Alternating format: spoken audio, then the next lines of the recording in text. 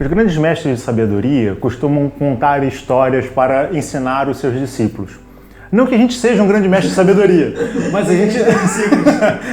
mas que a gente acha muito interessante contar histórias justamente para realizar estudos. E a história de hoje, ela aborda uma questão muito associada à memória. Nela, um sábio estava andando por um campo durante o inverno e escuta ao longe um choro, né?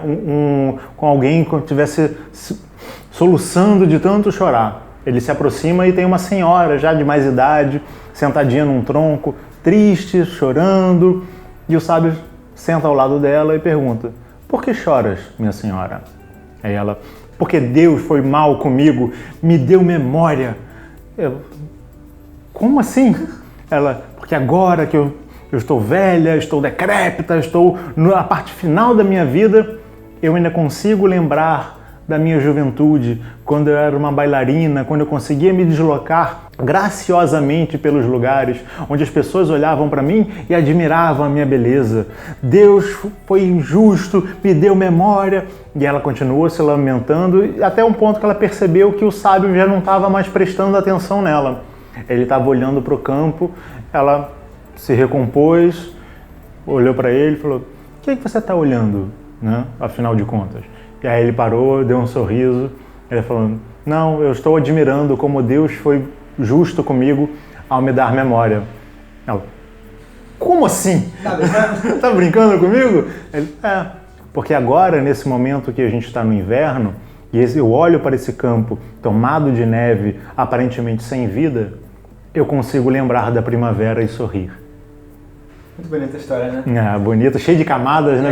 Bem interessante. E aí, embora obviamente ela gira em torno da ideia de memória, tem um outro ponto que conversa bastante com isso e que a gente acha interessante trazer, que é a ideia de ponto de vista, né? Então, obviamente, uma mesma situação ela pode ser vista de inúmeros pontos diferentes, de inúmeras maneiras diferentes.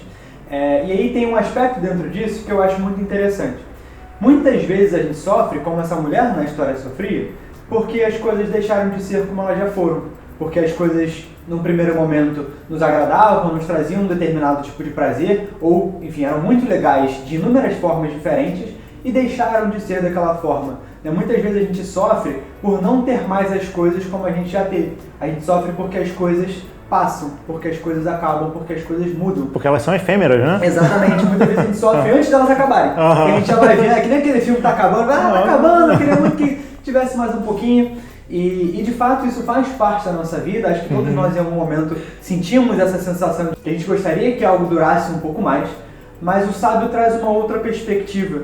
A primeira delas, de que as coisas são belas, as coisas são incríveis justamente porque elas são efêmeras, justamente porque elas são únicas e a cada momento elas se transformam, a cada momento nós temos a chance de viver algo que a gente nunca viveu, ainda que seja parecido. Muito parecido, mas é novo, né? É novo. E uma outra coisa é que ainda que essas coisas terminem, ainda que elas mudem drasticamente, nós carregamos tudo isso dentro de nós.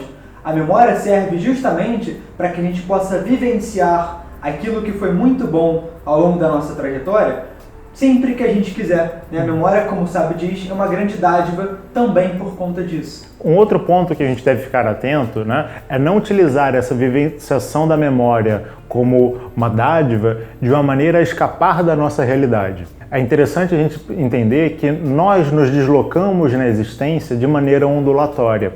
O que isso significa? Significa que existem altos e baixos na nossa vida. E isso é constante, né? Você vai ter altos e baixos, depois você vai ter altos e baixos. Isso vai acontecer sempre. Ao você entender isso, quando você se encontrar no momento de alta, você entender que isso passa.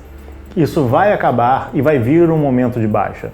Então eu preciso me preparar para o momento de baixa. Eu preciso ser como uma formiguinha que estoca comida para o inverno e não como o grilo que não pensa, vive o hoje, né, de uma maneira aleatória e não percebe a continuidade das coisas. É entender essas coisas. É quando possível, você está ganhando bem, separar um dinheiro para quando você não estiver ganhando tão bem assim.